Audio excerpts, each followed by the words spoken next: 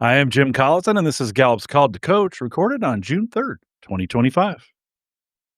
Called to Coach is a resource for those who want to help others discover and use their strengths. We have Gallup experts and Gallup certified strengths coaches share tactics, insights, and strategies to help coaches maximize the talent of individuals, teams, and organizations around the world. If you're listening live, we'd love to have you with your questions in chat. If you're listening to the podcast audio or YouTube after the fact, you can always send us an email, coaching@gallup.com. Don't forget to subscribe on your favorite podcast app or right there on YouTube so you never miss an episode. Purva Hassomal is our host today. Purva is an executive coach and SME here at Gallup. And Purva, it's always a great day when I get to spend it with you. Welcome to Called to Coach. Thank you so much, Jim. We're really excited to be here today because I have the pleasure of being joined by Dr. Yvonne Sam. Now, what's really special about Dr. Yvonne Sam is, aside from her experience, which I'll tell you about in just a little moment, we've actually been working together and partnering for the last, 5, 6, 7 years, perhaps. I've lost count. And I get to work with a lot of different clients, as you know, and organizations and corporations, Jim. And when you find that person that you work with where there's chemistry, where you're different but you're aligned, where you complement each other, where you're on the same wavelength but you add value in different ways to different things, and the outcomes 1 + 1 = 3. That's how I feel about Yvonne. And so it's my pleasure to introduce you to her and to our guests. I'll quickly share her top 10. Yvonne leads with connectedness, strategic, adaptability, positivity, maximizer, input, intellection, achiever, communication, and activator. She was head of transformation, leadership, and culture, program director, leadership, and people development at L'Oréal University. She's now currently semi retired and she's a trusted advisor and consultant for L'Oréal at their Asia campus. She's also co founder of a boutique consulting company, 5Echo, focusing on executive coaching and leadership development. Um, but just a little bit of background, because she won't tell you this herself, but she's got this incredible diversity in her experience and background. She was a dentist, or probably still is, an RAAF officer. She's a certified meta coach, outthinker. She's been a leadership speaker. She's a published international author. She's also been on Australian TV. And she is a global part of the global faculty for Melbourne Business School, focusing on their work. They call it Australia's Business Generation Lab to enhance entrepreneurship. So, Yvonne, welcome to Call to Coach. We're so happy to have you here. A real pleasure to be here, Purva. It's so nice hearing it from you, people's perspective of oneself. And I must say, yes, I've been very grateful for my life of experiences. And I must say, working with you on the L'Oreal projects, helping us land CliftonStrengths has been a real joy. Absolutely. So before we dive into everything we've done across L'Oreal, because as you know, we're going to focus on our work in North Asia, SAPMENA region, but we know it goes across. I want to take you to a moment, and I want you to think about the first interaction that you had personally with CliftonStrengths. Can you remember it? That is a long time ago. um, Now, I remember the second one because that was more recent. That was with you, and I did mine in 2020 during COVID, a reset actually. But in 2000, just before 2003, in 2002, I was in Australia, and a client needed a coach to be familiar with the Strength Finder, as they called it at that time. And so I sat for the test, and and I remember it was, gee, there's a lot of detail in this, and I sat for it, and I found it really useful. I had the report tucked away somewhere at that time. It was hard copy. I don't remember getting a soft copy, and forgot promptly about it, except that it was useful. I did it once, and about, like I said, almost 2 decades later, to come back to it and felt how much I'd grown from that, seeing the stability of my strengths, but how certain things in my support talents had moved up, and those that were little underutilized had moved down. And it was just a great exercise in self-awareness. Yeah. And do you remember the first time you used it at L'Oréal? Again, we're going to dive into everything we've done, big picture, but for a moment, I want to focus on you. First time you used it at L'Oréal with leaders. Personally, before I even used it, Fabrice Megaban, who was then our CEO of North Asia and China, had just come into the region. I think it was about the time I joined, 2019. So he joined very soon after, and I was quite new in my role, and uh, I was very active in around the region, but not quite in China. But he called my boss up and said, like, "We'd like to do something that I did in Germany," and Mm. Strength Finder. And, oh, I just felt, "Oh, Strength Finder, what was that?" I kind of remembered, and I said, "Yeah, yeah, I'm familiar with that, and I'd love to be able to help you."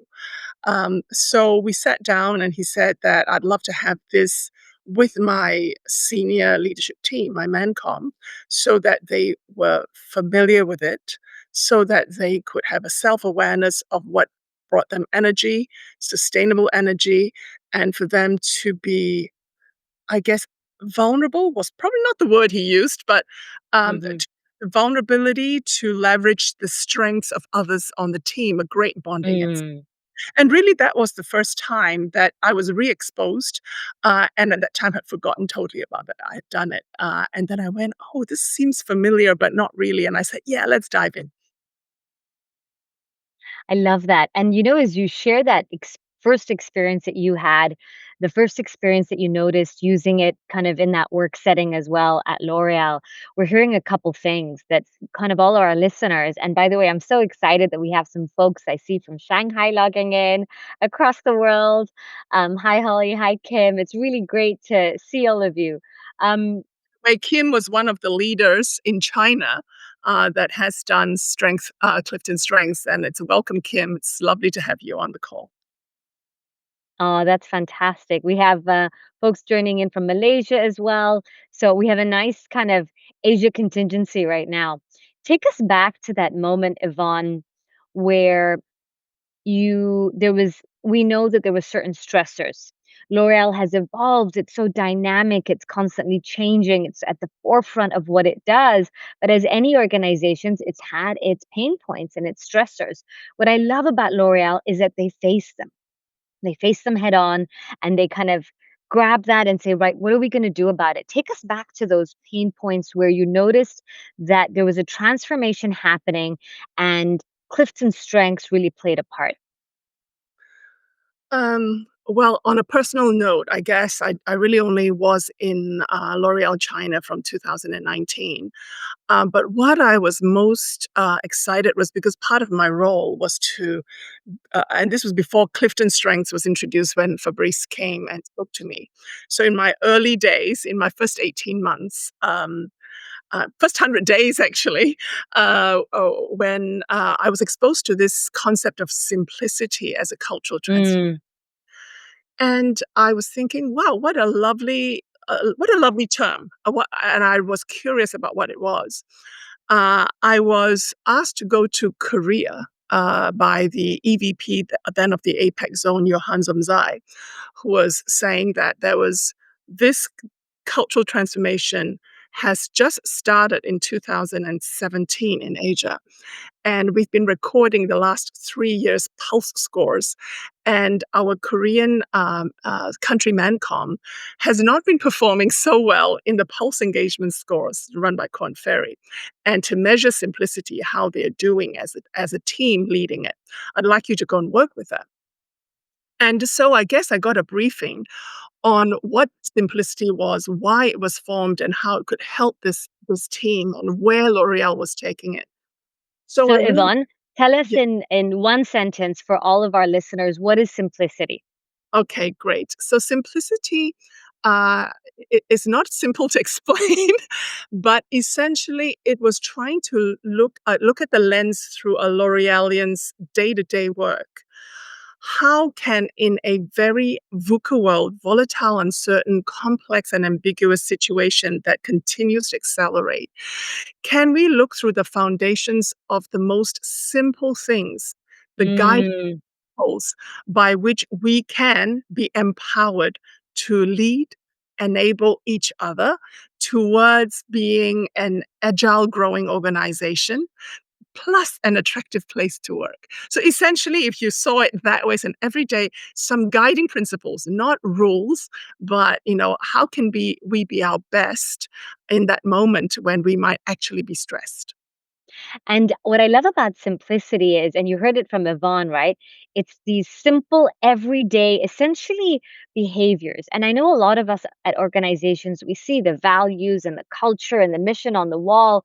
At L'Oreal, I've noticed that they actually do their best to live in an everyday way. And to Yvonne's point, I noticed that these were quite simple. Give us a few examples, Yvonne, of simplicity kind of guidelines or behaviors. Right. So first of all, let's look at the fact that if there were four guiding principles on a day-to-day work, which is kind of like if you were riding on a bicycle, that was the back wheel. That's what propels us forward. We need to Mhm, look at four things, which was measured by that pulse engagement.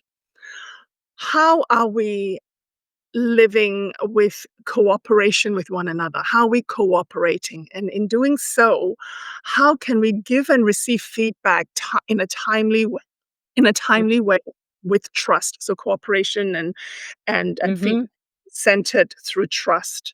And then mhm, there's two more structured way by looking at it. Number one, how do we set a frame together? So an annual frame that is co-created by every leader and his or her team, which is cascaded from like a Russian doll from senior yeah, management and global to that. So how do we set a frame so that within that we know what's our mission, what are our 4 or 5 KPIs, as in, mission focused areas that we're focused on, and the third area, how will we measure our success? And this frame guides us through the whole year so that we have freedom within a frame. So that's the third one, and to live that daily gives you empowerment to know what to act. And the last mm, part is having better meetings and better life, having mhm, French company, where I guess debate and confrontation is the way to really have a great dialogue to get our viewpoint across. Often meetings dragged on because everybody wanted to have a say. So better meetings, better meeting life put some time to it, some facilitative roles in there so that we could have everybody speak up mhm, and that it had an agenda, which prior to simplicity in 2017, yeah. you never know what meeting you were going to, and everybody wanted to go because you didn't know what was going to happen. So And those so were what I love about this is at the root of, if you notice, L'Oreal was very specific. They pinpointed certain key elements in the behavior of L'Orealians that they wanted to kind of encourage, nurture, and guide. And they were simple. Let's give feedback with trust. Let's keep meetings clear, short, respectful. Let's Teams are the new heroes, right? I kind of, for me, that's part of the lingo. Test and learn. As you think of these elements. And where do you think this transformation? I know this was before your time, but as you look at the history, what do you think were the pain points that were happening, the stressors that kind of drove this to happen? What was happening that L'Oreal said, hey, we want to kind of change this? right. And again, thank you. So those 4 levers that you're talking about drives towards an ambition that had like 8 pillars, like Teams of the New Heroes and Test and Learn. Now, why was that? So around, I think, very early on in the year 2000s when VUCA was being mentioned, there was word on the street. There were weak signals that Jean-Paul Agon was picking up. He was our then CEO. And the signals were that young people were Mm, being retained as well when they joined the mm, company. They came and left very quickly. But they were also not excited to join, and we depended a pipeline of our leadership being homegrown from our management trainees, our MTs. And there was basically this sense that people weren't wanting to join L'Oreal. And he then created a senior leadership forum where he invited 10 years, what he called the 10 years growth of his leaders. So these are people who are future leaders of L'Oreal. What do you think is happening at you're there feeling the pulse? Talk to me. What's happening? So he spent some time, and some of these leaders were Fabrice Magaban and a few of his cronies, like Christian Marcos and Mehdi Kuban. Anyway, so these are names that some of our L'Orealians, if they're listening in, would be familiar with. And they told Jean-Paul Agon, he said, like, we are homegrown and we have a very strong culture of Mm, of doing whatever it takes, like we put all energy because each one of us wants to succeed. If we don't do our best, we're letting people down. But that doesn't seem to rally and encourage and maybe even confront young people about it. It's not kind of sitting really well. A lot of people our young people are feeling that we don't have a purpose, not a strong enough mm, doing. So the pain points that was coming up for Jean-Paul Agon, hearing from his leaders, was that people were not joining because there's certain parts of our culture that was not healthy. They loved they loved the fact that we had a passion for beauty. We had a lot of R&D that people definitely joined. We have a lot of smart people joining. mhm, There was a certain sense of innovation, like try anything, test and learn, right? Let's go ahead. But on the reverse, because the leaders were so smart and powerful and strong and outspoken, there was a sense that we always had to escalate things to the leader. So, mm, and we worked in silos. We were quite competitive to win, mm, almost worked in silos to compete. Best practices weren't shared. We were just kind of, mm, competing almost with one another, which was not actually the intent. mm, So I guess what some of the pain points that was coming up was the smart people we employed didn't mm, find they had a voice to contribute. The mm, frame wasn't clear. Why do we want mm, this beauty for these consumers? What is it giving the planet, right? So that was another one. And so mm, finally, I think even though that was in the woodwork, like it was in the mhm, DNA, but it was not overtly expressed. So there, mm, as these pain points surface through this senior leadership forum, as well as then consulting with, normal consulting, big four and consulting companies, we actually found a framework called Simplicity, where we had the four mhm, simplicity first that I described, five qualities of leaders for a new vision of leadership that we named to lead and to enable. So not just lead, yes, keep that, but we need to enable our people. And then mhm, we drive to an ambition that we called the Simplicity Manifesto. That's where teams are the new heroes. Cooperation, mhm. confrontation, test and learn is the new leadership, and so on and so forth. Yeah, yeah. I love it. So you've painted that picture of where we were, what was happening. Now bring us to kind of fast forward a little bit. Where did you notice? And again, I know when you came in, it was already partly being used, but from what you know, where do you think Clifton's strengths, how did it get into the picture at L'Oreal from what you know? Yes. So before I joined, and of course before Fabrice Magaban became our CEO, who became a champion for CliftonStrengths, Hmm. he was working as a GM in Germany. And the senior leadership team there had actually started experimenting with using CliftonStrengths as a language for simplicity. Like, the lead enable was in, like, how can we lead from our strengths? How can we lead from something that we're already good at and natural at, and having a term and great research on? So they tested CliftonStrengths in Germany, which subsequently had great uptake because the leaders found it was useful for them, and then they cascaded it down to. So currently, I think Germany is probably still one of the leading markets in L'Oreal that has full use of CliftonStrengths.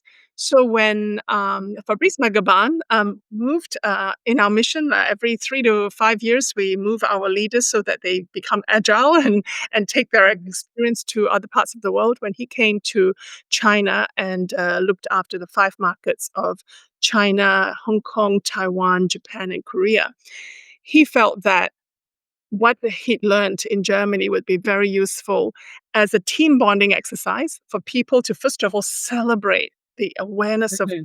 how good they are, what are their superpowers, and be appreciative of it and being able to speak to it, and at the same time notice in a team what Mhm. were some of the gaps that I'm not so good at, and it's a lot easier for you to do that. And so he really wanted that on his team. And so because of his sponsorship, his senior leadership found the language really useful. And in China, pretty much a lot of the Chinamen com started to do it with their teams. And even now, I think when I think about it, 5 or 6 years later, China's population, I think almost 90% of the China Yeah. ma- including Hong Kong and Taiwan, has really really celebrated Clifton Strengths. So the uptake, and therefore the language of what I call appreciative inquiry of one another for team performance has become one of the legacies that Fabrice had taken to get the uptake to help simplicity in a more concrete way. And Yvonne, I love this because we're talking about kind of what the pain points were and those stressors. You talked about retention and attraction, particularly of the younger generation, talking about how there was a piece around purpose, siloed, you know, very entrepreneurship mentality, but am I feeling empowered, clarity, right, with the frame?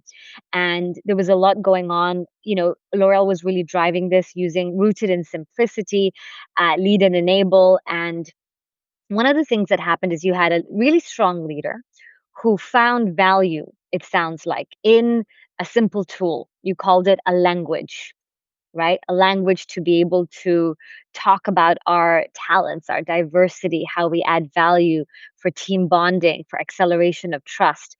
And then if we fast forward to today, we see, like you said, I don't know what percentage, right? 90% of the population in North Asia have taken their Clifton Strengths, are using it in some way or other. There's team sessions. So I want to kind of unpack the middle bit, how we went from kind of a leader coming into the region, right, from global, um, being someone who, and I think I remember at the time, and it was only like 5 years, I think it was 2018, 2019, just before COVID, brought his leaders together. I believe it was my colleague Babas who delivered a session for Fabrice and his team. I think it was in Malaysia for that leadership team, using Clifton Strengths as a languages and a tool to today when it's so prolific and embedded in L'Oreal's culture.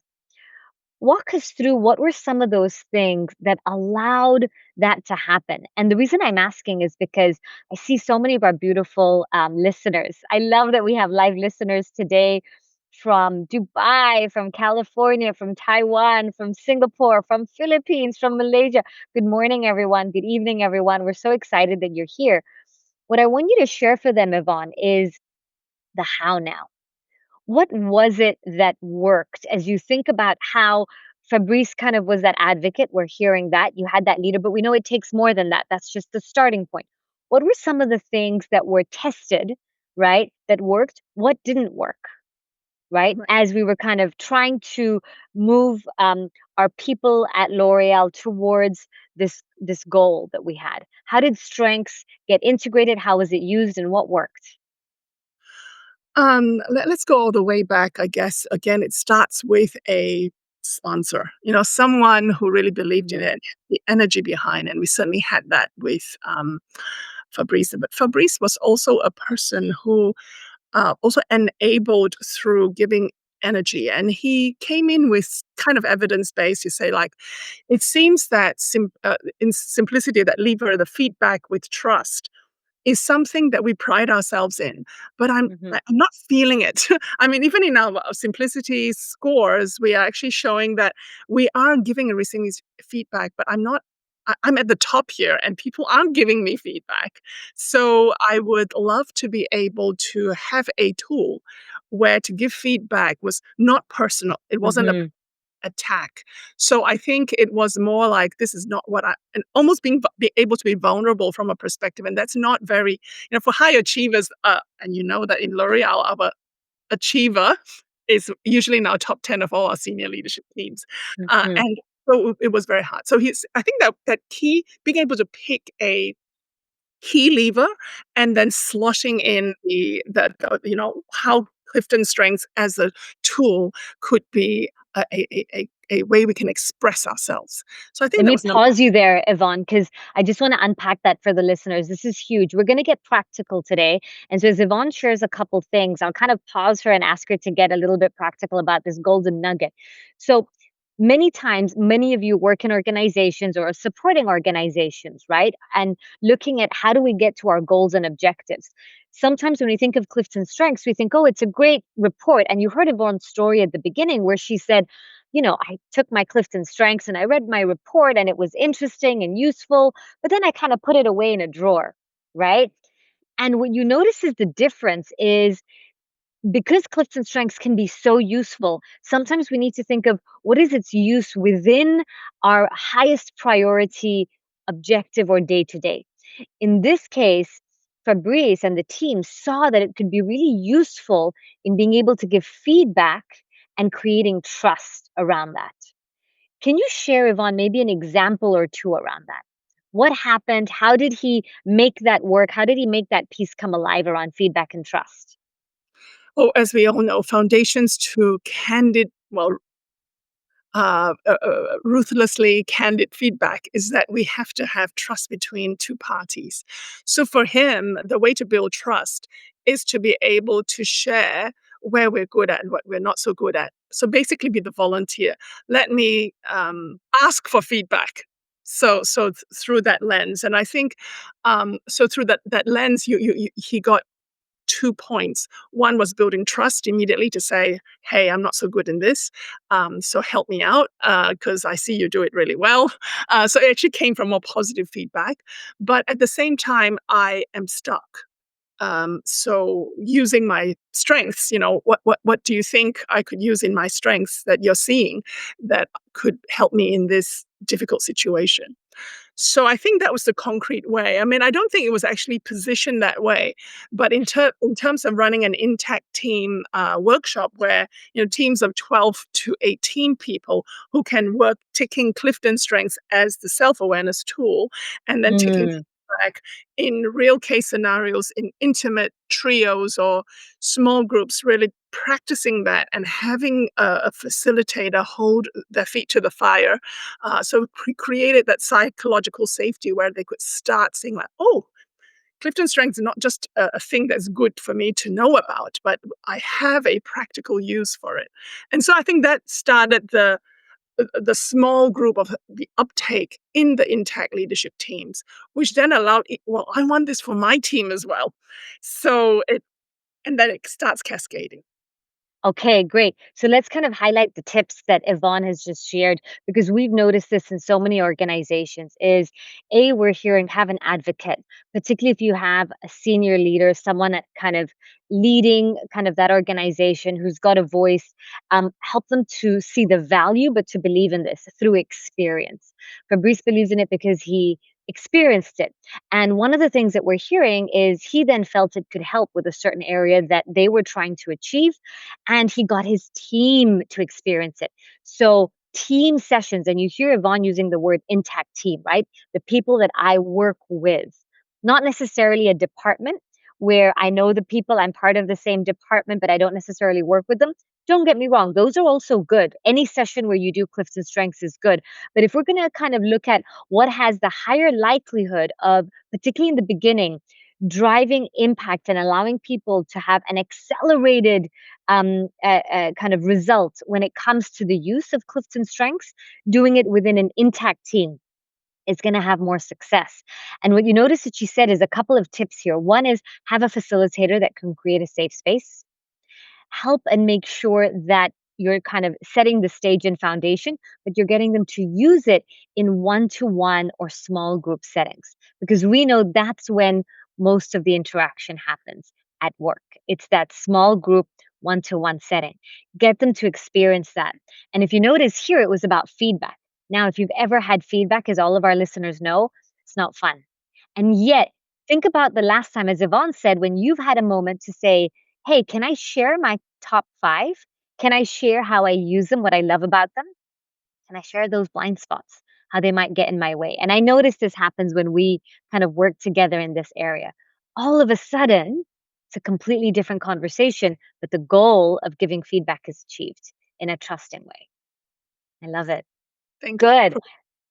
Yeah. So I just wanted to add that I think feedback becomes more I'm seeking advice.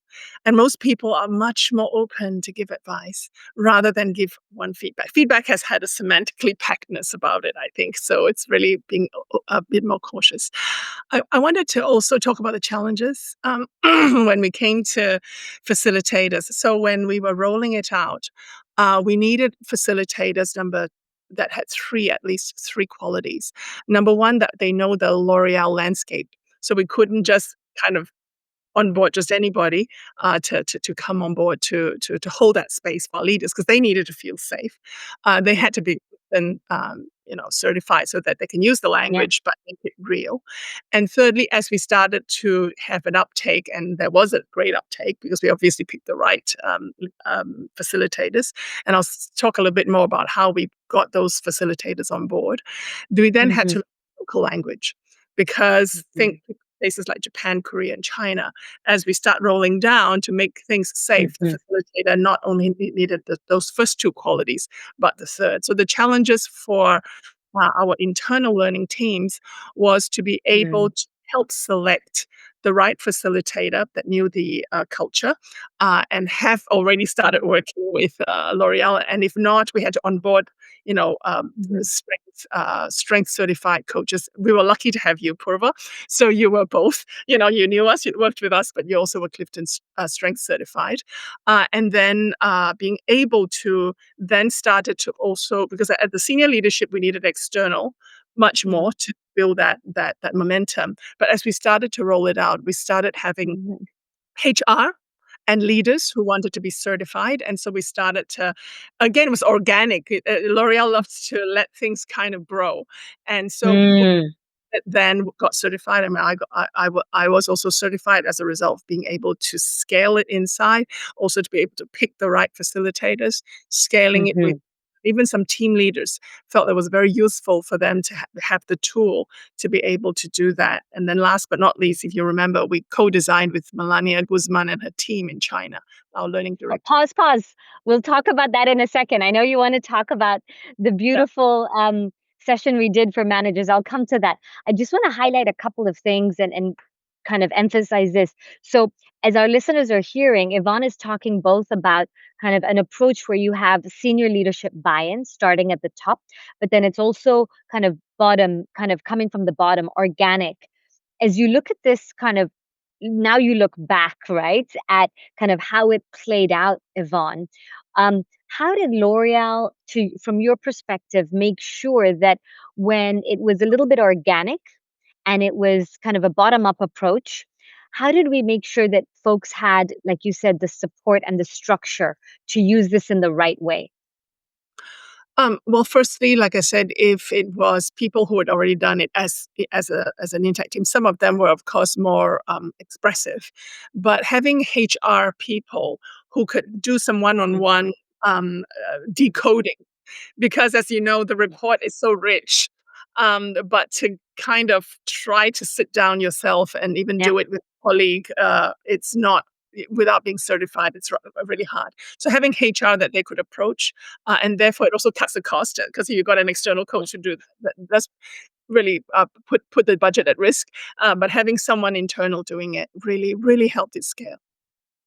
And I think that's a big piece as you think about what's the support structure, especially if you have an organization like L'Oreal, where it can, if it grows and it takes on and it's becomes part of the culture, how do you then support that in an effective, cost-effective way as well? So you talked about having champions externally from Gallup, from CliftonStrengths certified coaches, but also internally, not just HR. I know L'Oreal did various GGSCs where we certified HR, but also other folks that got interested in strengths and coaching to be able to support the local teams and the leaders. Because, like you said, one of the things we find that's most useful is when someone takes Clifton Strengths, their energy is high, they're looking at that report, but it quickly goes down unless they have someone there to have a conversation with them. They have a session, they actually use it in a particular way, right? Yeah, yeah. I love it. So making Much it sustainable, kind of, and you talked about this piece where we would do a session with an intact team, and then those leaders said, "We want it for our team." Yes, How did yes. it work at L'Oreal with more and more people wanting to get CliftonStrengths, just practically? Because I know for a lot of our listeners, they're probably thinking, "Gosh, how do we manage all of that?"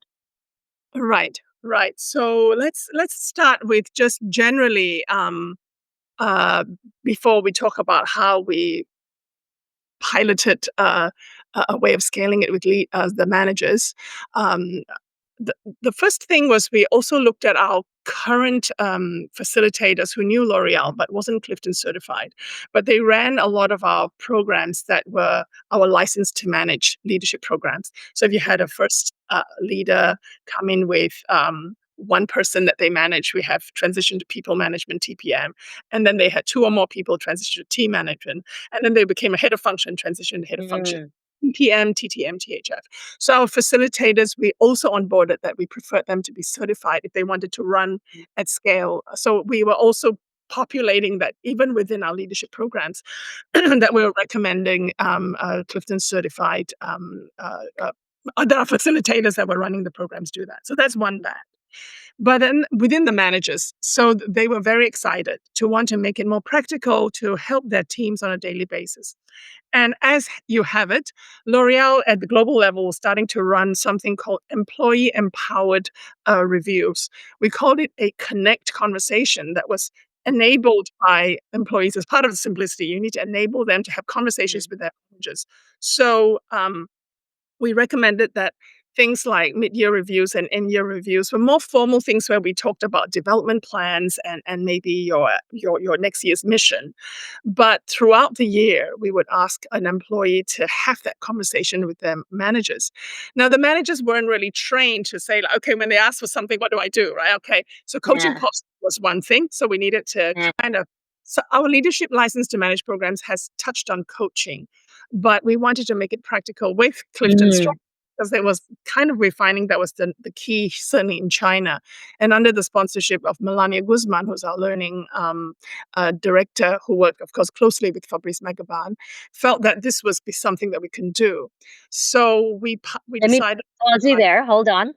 Let me pause you there. Let me add kind of that color for everyone here. So, one of the things that L'Oreal is incredible about, aside from being this marketing genius of an organization, is particularly with people like Dr.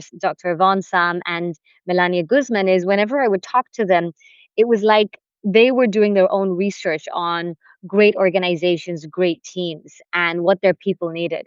And at the same time, we were realizing, we knew from our research and data that the main key core person in the organization is the manager. They have 70% impact on someone's engagement. They are the heart and beating soul of that organization. We also knew that managers have the toughest job in the world, right? They're managing up, sideways, down.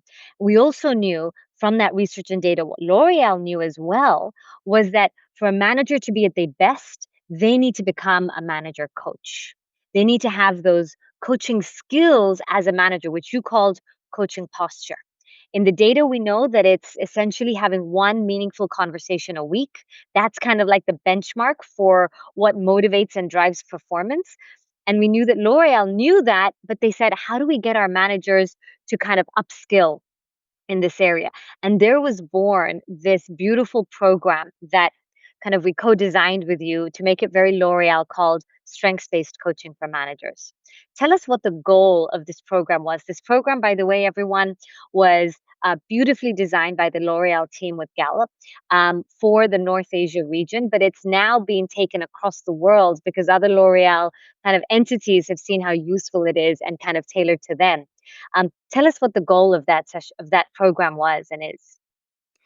I think it was two-pronged. Firstly, we wanted to give the managers a practice with real cases that they could safely do in that program with their peers, and also with even on that session to bring at least a coaching call to one of their direct reports. So we wanted something really practical that they could feel they could use their coaching posture or coaching skills. Yeah.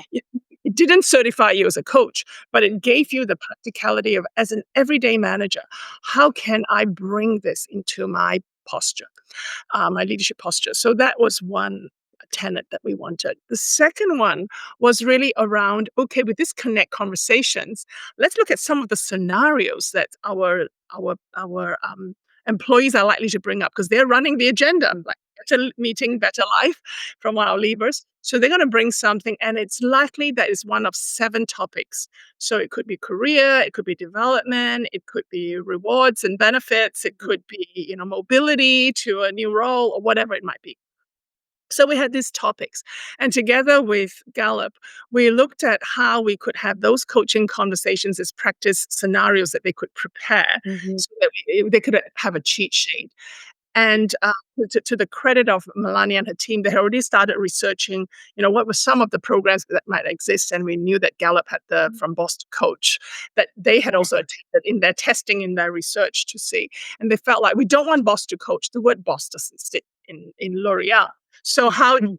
you take the best of, not the whole program as you've run it, but take the best of that program so we Mm, don't invent the wheel, bring in the tenets, like this coaching mm, posture, as well as this cheat sheet, mm, these scenarios that are really relevant and real for L'Orealians, so that they can make it. mm. And so those were the objectives, to make it so easy and practical that they Yes, could basically start the session in 2.5 days to be able to coach each other and their direct report in that session. And yes. it really was amazing. It was something quite magical. Yeah.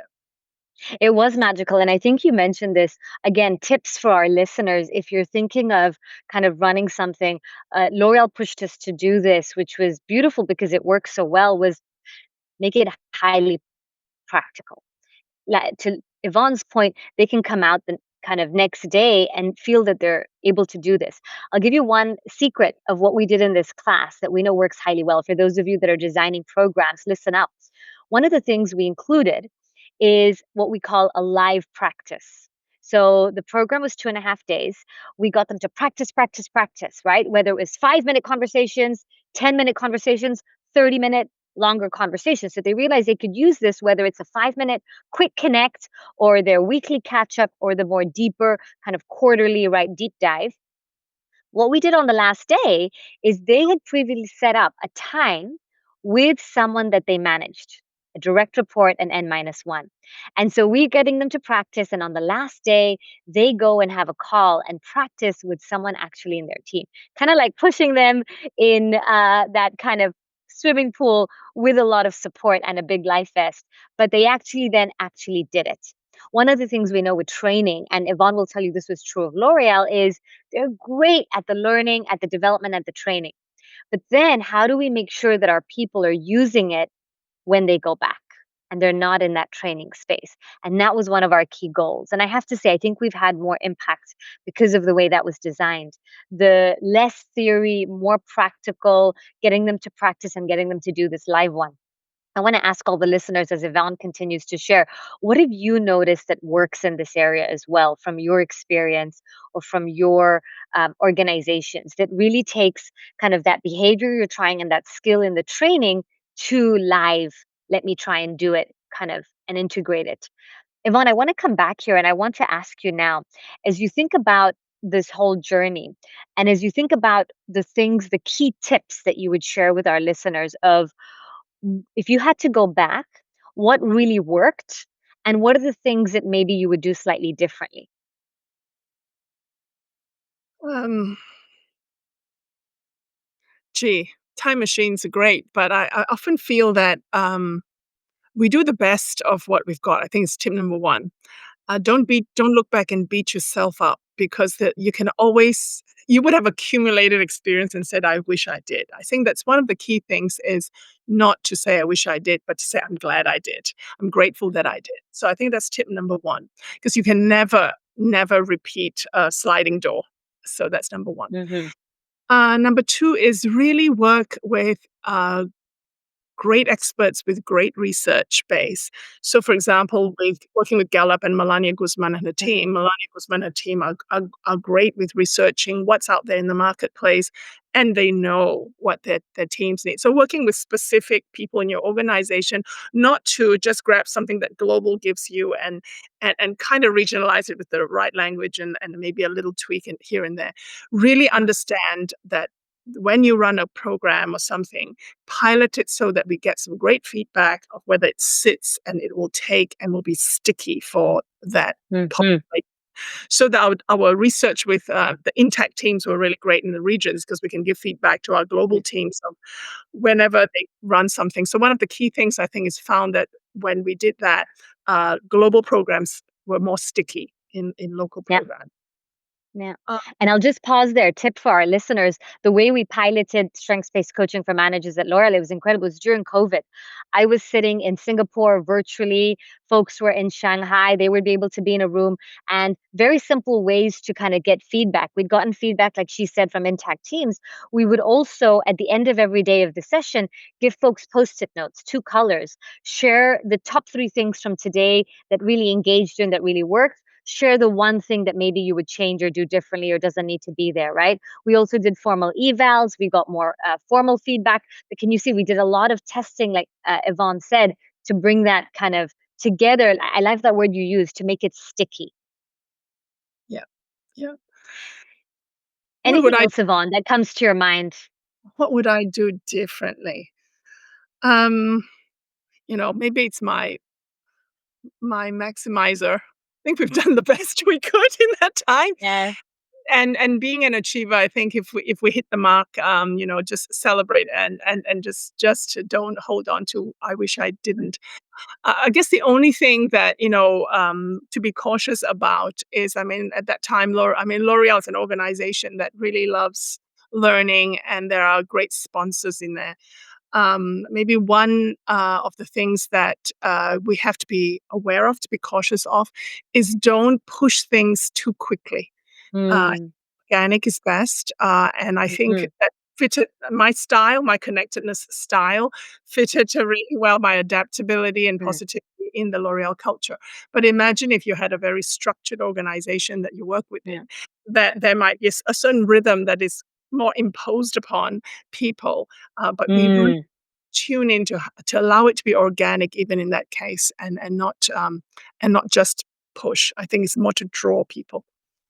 And I have Than to say, one of the things that allows that approach to work at L'Oreal is the excellent HR learning and development PDL people that you have and leaders, because the organic approach can work when you have that support system of HR, L&D, PDL leaders listening and saying, "Oh, my team wants this. How can we support? How can we make this move forward now, not in 6 months?"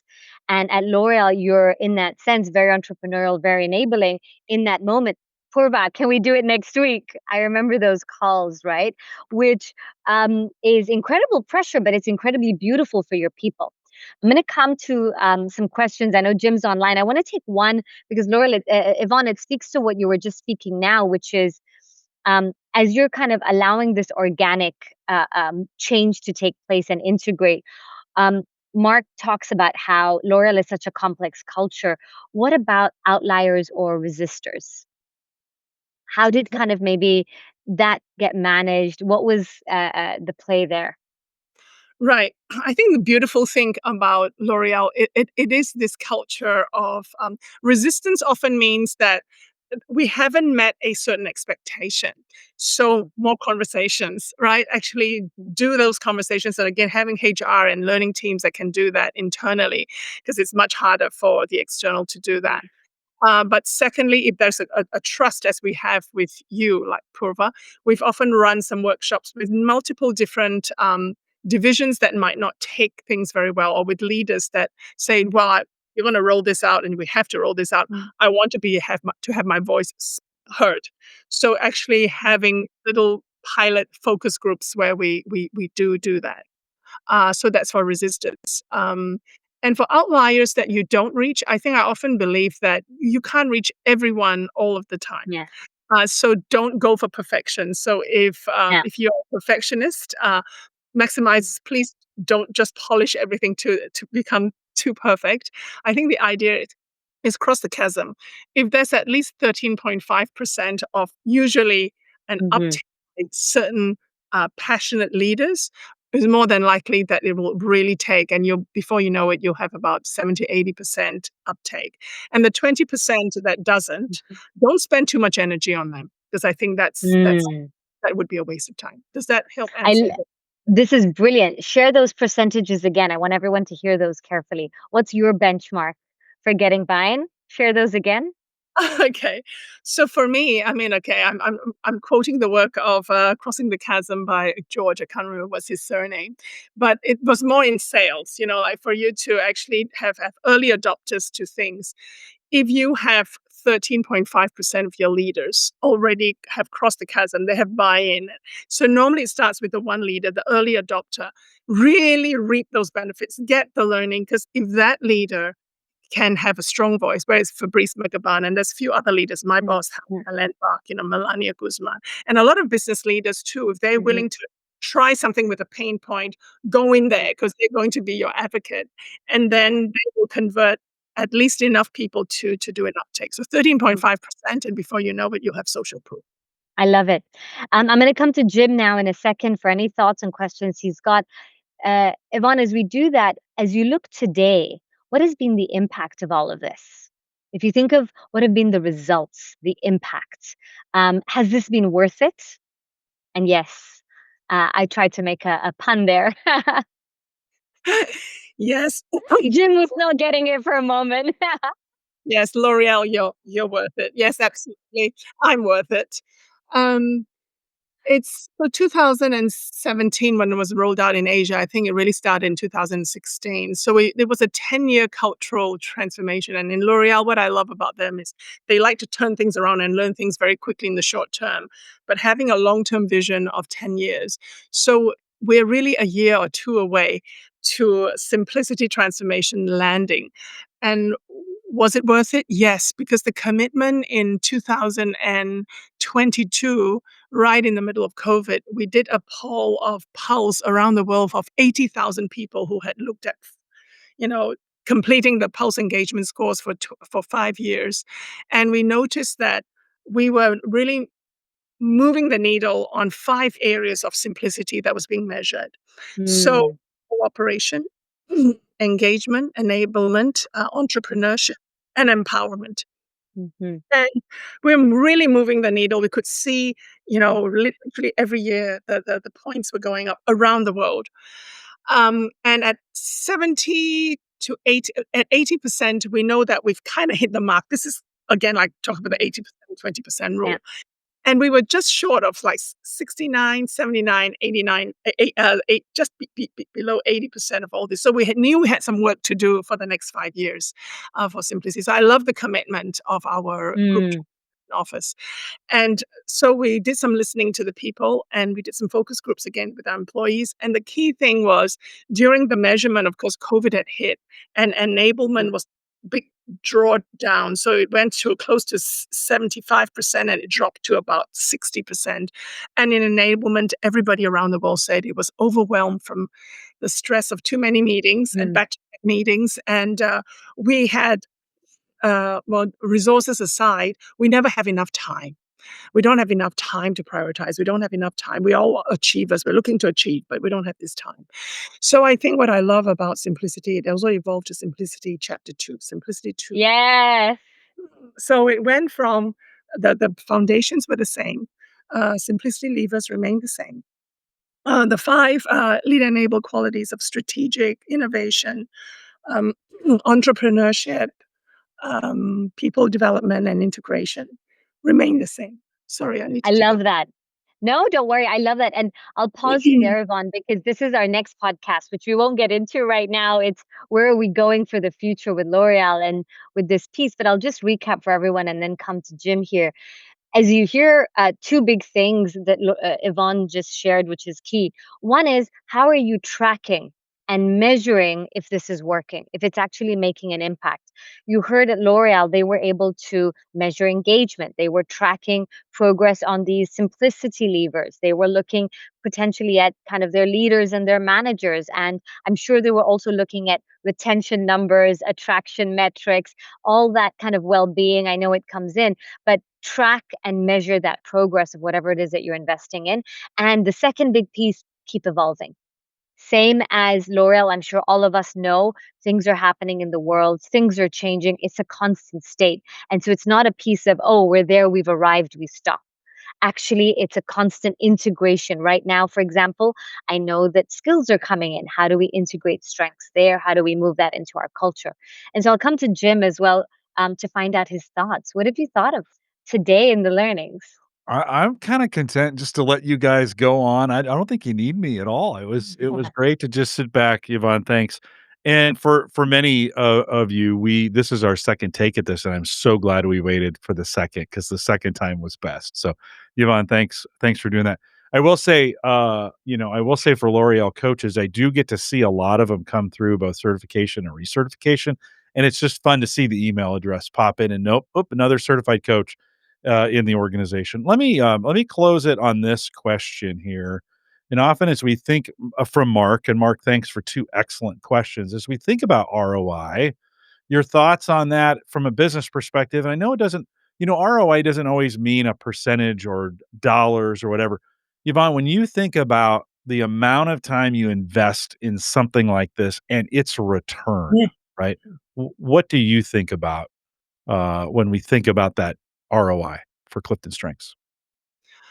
I think one of the key things that we're certainly measuring in L'Oreal in terms of business performance is the level of psychological safety Mm, that's happening in the organization, because there is definitely a correlation between high safety and difficulty with high performance.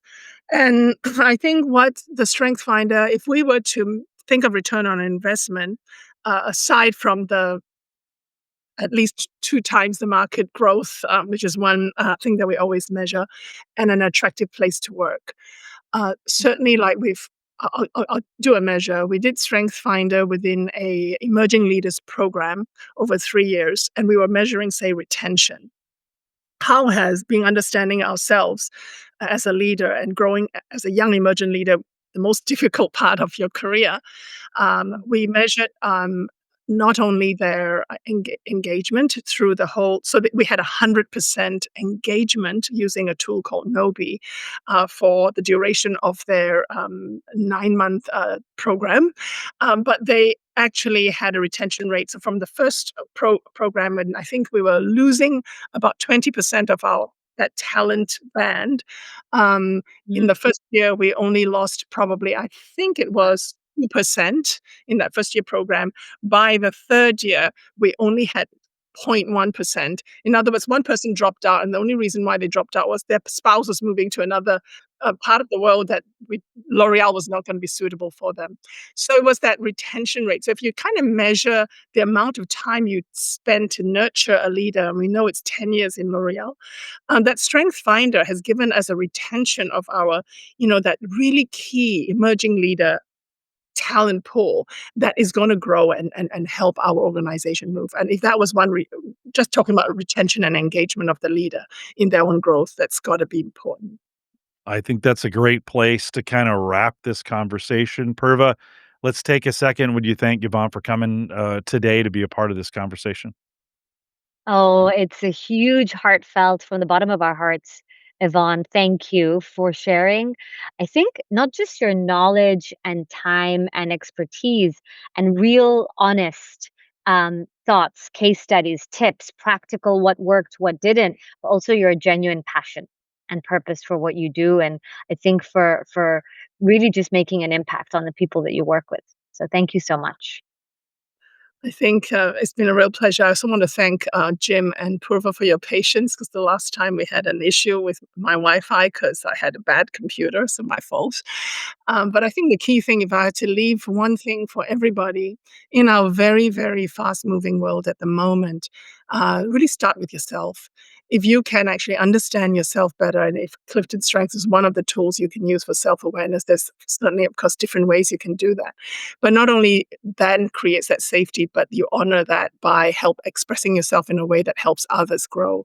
And the tool Clifton Strengths has been a very growth area for me that allowed me to be more centered during my own growth, and in the time of setting that energy of stability in a very, very fast changing world. It's been enormous for me. Thank you so Mhm. much for this And time. Jim, I will say to Yvonne's point, it takes a tribe.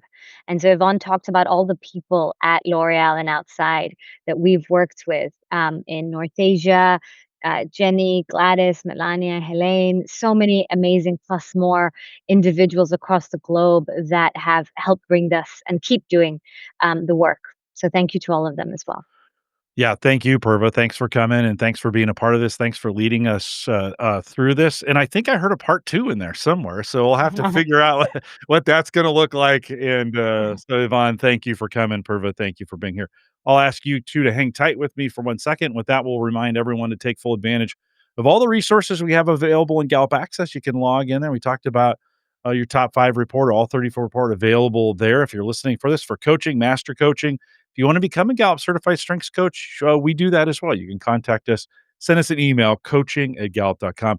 Stay up to date on all our webcasts just by joining our Facebook or LinkedIn groups. I almost combine those together. And we'd love to have you come out and join these when we do these events live. For those of you who did join us live, thanks for listening. For those of you listening in the podcast or on YouTube, hit like and subscribe. You know all the things that the kids have to do so we get those social, the social proof that's out there. With that, we'll say goodbye, everybody.